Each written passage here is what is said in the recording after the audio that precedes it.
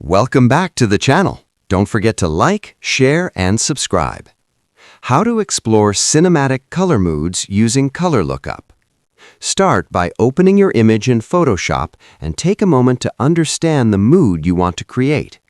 Once the image is ready, go to the Adjustments panel and click on Color Lookup. This adds a Color Lookup adjustment layer, which is completely non-destructive and perfect for cinematic grading. In the Properties panel, open the 3D LUT dropdown and begin previewing different LUTs. As you hover over each option, notice how the shadows, highlights, and midtones react. Cinematic looks often rely on controlled contrast and subtle color shifts rather than extreme saturation. Choose a LUT that